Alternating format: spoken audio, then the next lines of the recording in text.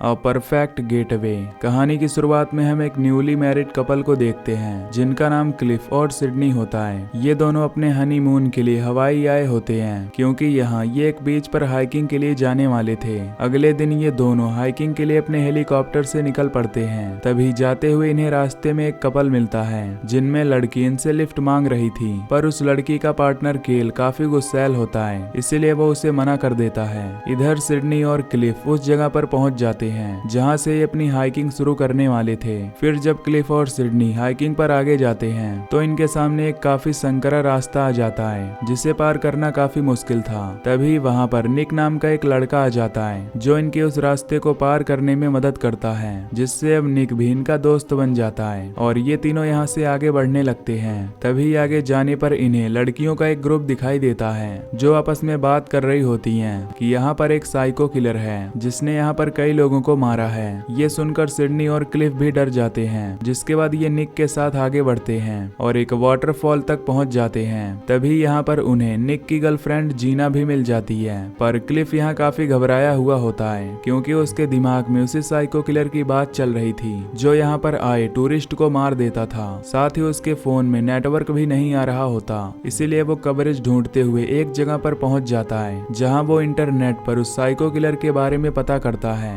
जिसमें उसे पता चलता है कि वो एक साइको कपल है जो यहाँ जंगल में कई लोगों को मार चुका है। उसे नेट पर उस कपल की एक धुंधली फोटो भी मिलती है। तभी यहाँ पर केल भी अपनी पार्टनर के साथ आ जाता है जिसने अपनी पार्टनर को इनसे लिफ्ट लेने के लिए मना किया था। तभी केल उससे कहता है कि यहाँ पर हर साल कई मर्डर होते हैं जो कि वही साइको किलर कपल करते हैं। अब यहाँ से आगे जाने के लिए इन्हें परमिट की जरूरत होती है जो कि क्लिफ और सिडनी के पास पहले से था, पर जब क्लिफ अपने बैग को चेक करता है तो अब उसमें परमिट नहीं होता, जिससे उसे केल पर शक होने लगता है। इसीलिए वो केल के बैग को चेक करने लगता है, पर उसमें भी उसके परमिट नहीं होते। अब अगले दिन क्लिफ और सिडनी निक और जीना के साथ वहाँ से आगे बढ़ने लगते हैं जहाँ इन दोनों कपल को एक दूसरे पर शक होता है। क्लिफ और सिडनी को लगता है कि ये दोनों ही साइको किलर हैं, पर ये दोनों ही कपल वहाँ से आगे बढ़ने लगते हैं। तभी रास्ते में निक क्लिफ को बताता है कि वो एक एक्स आर्मी ऑफिसर है और उसके सिर पर एक गहरी चोट आई थी जिससे उसके सर पर एक मेटल की प्लेट लगानी पड़ी थी और तब से वो अपने पास सेफ्टी के लिए हमेशा एक शार्प चाकू रखता है। क्लिफ उसे बताता है कि वो एक स्क्रीन राइटर है, जिस पर निक कहता है कि क्यों ना हम दोनों मिलकर एक मूवी बनाएं, पर क्लिफ उसकी बात का कोई जवाब नहीं देता।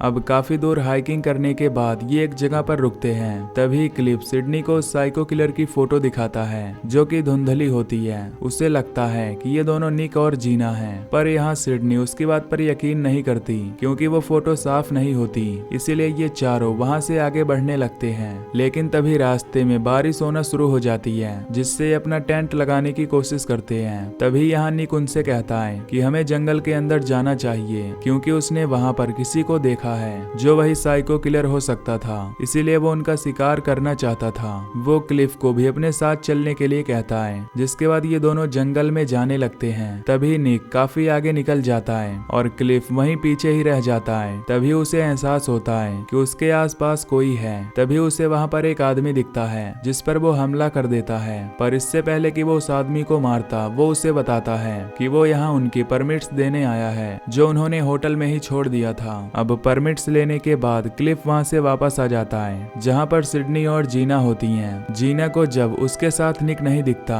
तो वो काफी घबरा जाती है और उससे निक के बारे में पूछती है, जिस पर वो उसे बताता है कि वो जंगल में अकेला ही काफी आगे निकल गया था, इसीलिए वो वहाँ से वापस आ गया। तभी कुछ देर बाद निक भी वहाँ से वापस आ जाता है जो एक जंगली सुअर का शिकार करके अपने साथ लाता है, जिसे देखकर जीना बहुत खुश हो जाती है क्योंकि इनके पास अब खाने के लिए अच्छा भोजन था। फिर जीना उस सुअर को काटने लगती है और उन्हें बताती है कि उसने एक महीने बूचर खाने में काम किया था, जिससे अब क्लिफ और सिडनी का शक इन पर और भी बढ़ने लगता है। इन्हें पूरा यकीन हो जाता है कि ये दोनों ही साइको कपल हैं क्योंकि इनके पास एक कुल्हाड़ी और काफी सारे अलग अलग औजार थे। इसीलिए रात में ये दोनों डिसाइड करते हैं कि कल सुबह बीच पर पहुंचने के बाद ये दोनों वहां से किसी तरह निकल जाएंगे। अगली सुबह ये फिर से अपना सफर तय करते हैं। तभी इन्हें वहाँ एक पुलिस का हेलीकॉप्टर दिखता है जो सभी को जंगल से बाहर निकलने के लिए कहता है। ये सभी भागकर उस पुलिस वाले के पास पहुंचते हैं जहां इन्हें पता चलता है कि वो साइको किलर पकड़ा गया जो कि केल और उसकी वाइफ होती है, क्योंकि पुलिस ने जब उनकी तलाशी ली तो उनके बैग में इंसानों इंसानों के दांत मिले थे और काफी ऐसी चीजें जो उन लोगों की थी जिनका यहाँ पहले मर्डर हो चुका था। अब उस साइको किलर के पकड़े जाने से इन चारों का भी एक दूसरे से शक हट जाता है, जिसके बाद ये चारों उस बीच पर पहुंच जाते हैं। तभी यहाँ क्लिफ निक से कहता है कि उन्हें समुद्री गुफाओं की ओर चलना चाहिए क्योंकि वो काफी खूबसूरत है। निक भी उसकी बात मान जाता है, जिसके बाद ये दोनों अपनी अपनी बोट से समुद्री गुफाओं की ओर निकल जाते हैं। इधर जीना इन्हें शूट करने के लिए क्लिफ का कैमरा उठाती है। जब वो कैमरा खोलती है तो उसमें सिडनी और क्लिफ की वेडिंग पिक्स होती हैं, पर जब वो उन फोटोज को ध्यान से देखती है तो उसे पता चलता है कि ये सिडनी और क्लिफ नहीं बल्कि कोई और कपल है, जिससे वो समझ जाती है कि यही वो साइको कपल हैं जो यहाँ आने वाले लोगों को मारते हैं। ये देखकर वो निक को जोर जोर से आवाज देती है, पर अब निक और क्लिफ काफी दूर पहुंच गए होते हैं, जिससे वो उसकी आवाज नहीं सुन पाते। ये देख वो निक के पास कॉल करने लगती है, पर यहाँ पर नेटवर्क नहीं होता, जिसके बाद जीना उस कैमरे को वहीं फेंक कर कुल्हाड़ी को उठा लेती है और वहाँ से चट्टान की तरफ भागने लगती है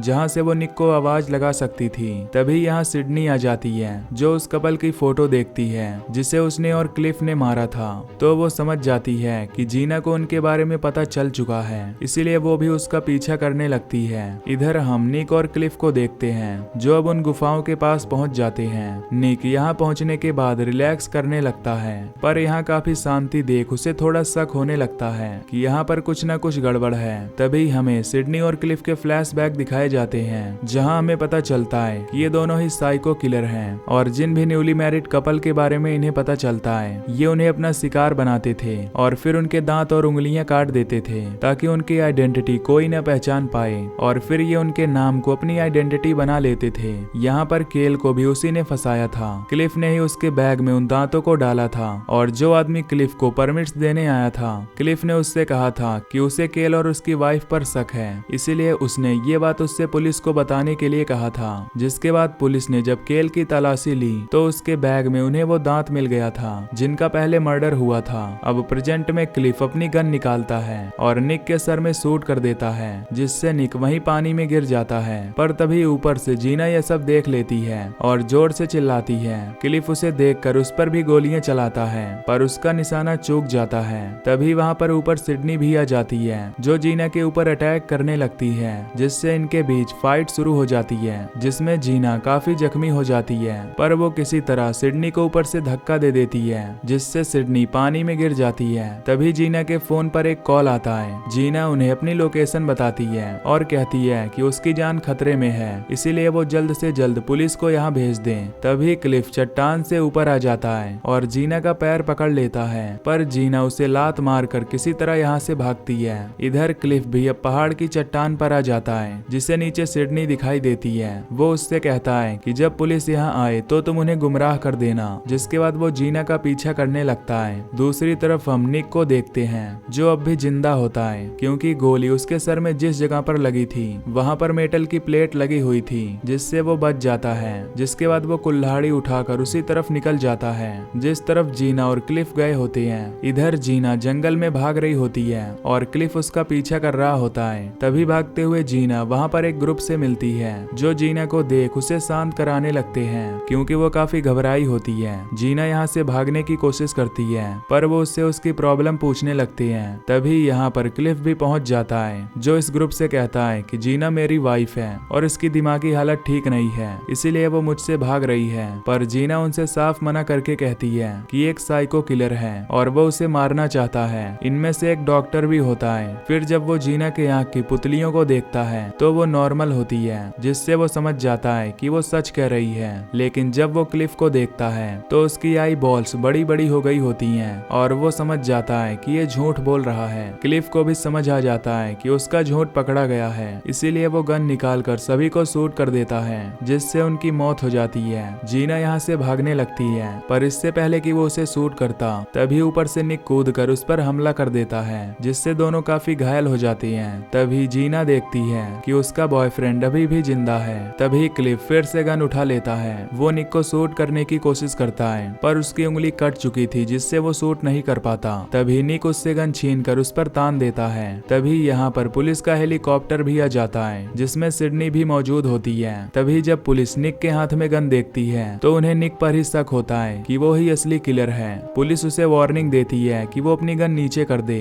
क्लिफ पुलिस को देखकर खुश हो जाता है और वो कहता है कि अगर उसने उसे मारने की कोशिश की तो पुलिस उसे मार देगी और वो पुलिस के सामने बताएगा कि वो एक विक्टिम था और तुम ही असली किलर हो और तुम्हारे बचने का कोई रास्ता नहीं है। जिसके बाद वो उसके नाम और आइडेंटिटी को अपना लेगा जैसे उसने क्लिफ की आइडेंटिटी को अपनाया था। वो उसे अपना असली नाम रॉकी बताता है जिसने क्लिफ को मारकर उसकी आइडेंटिटी चुराई और अब वो निक के साथ भी यही करना चाहता था। ऊपर से पुलिस निक को शूट करने ही वाली होती है पर तभी सामने जीना आ जाती है जो निक को अपने गले लगा लेती है। ऊपर से सिडनी भी ये देखती है कि ये दोनों एक दूसरे से बहुत प्यार करते हैं पर क्लिफ यानी रॉकी ने उसे आज तक इतना प्यार कभी नहीं किया। इसीलिए वो पुलिस से कहती है कि रॉकी उन्हें मारने की कोशिश करेगा इसलिए तुम्हें उसे शूट करना होगा। तभी रॉकी गन उठाने की कोशिश करता है पर तभी पुलिस उसे शूट करके मार देती है जिससे उसकी मौत हो जाती है। इसके बाद निक और जीना को रेस्क्यू कर लिया जाता है। तभी हेलीकॉप्टर में निक जीना को वेडिंग रिंग देता है जो उसने उसके लिए खरीदी थी।